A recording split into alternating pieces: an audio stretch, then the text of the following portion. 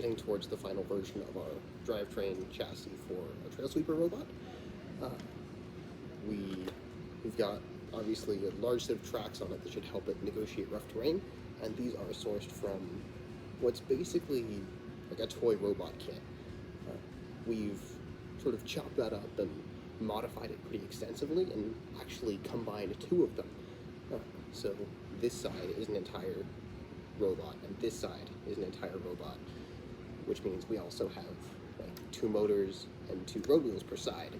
That lets us create this trapezoid shape that'll let us get over bumps in a lot smoother way and get over bigger bumps, which all sort of goes towards our goal of being able to handle all of the terrain that the trails have. And we've sort of mounted the bits from those toy robots onto this larger custom metal chassis.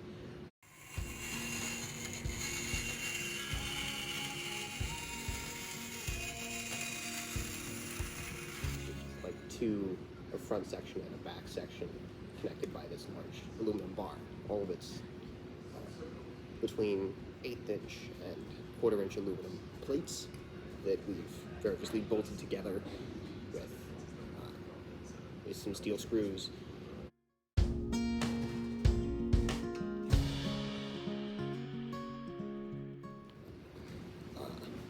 So turns out tank tracks are a little bit of a pain to get working and also to get working well. So these tracks are a little bit slack, as you can see, and that's an important part of setting them up, is to make sure that they're tensioned correctly. When I was designing this frame and we were sort of putting it together, we were thinking about that, and so on each of these mounting brackets for the drive wheels, we have like a slot the screws go into, which lets the bracket slide back and forth a little bit, which means we can loosen it and slide the bracket to just what needs to be for the tracks to be tensioned correctly.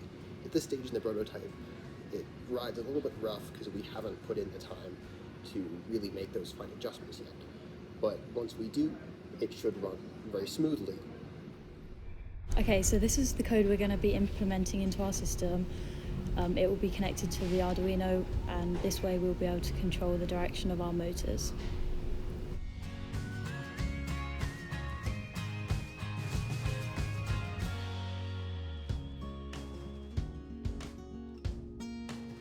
Hi, I'm Layla. And I'm Wyatt, and we are part of Team Trail Sweeper. And we're going to introduce you to the first version of our electrical component.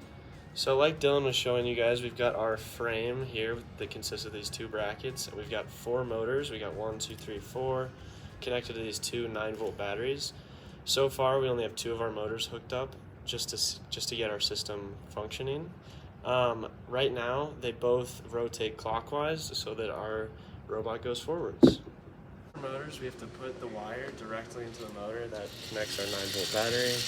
We do that for both sides.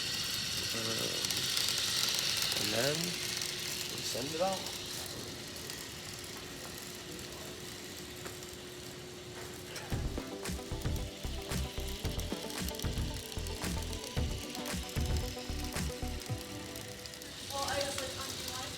And since we will be going over rough terrain, here's an example of a small bump.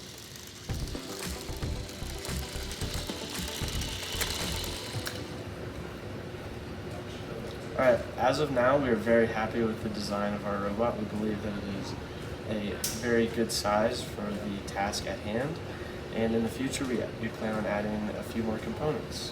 Yes, once we get the electronics sorted out, the brush mechanism on the front, and hopefully a little bit of aesthetics to make it look a little bit prettier than that, we'll have a solid robot. Thanks for watching.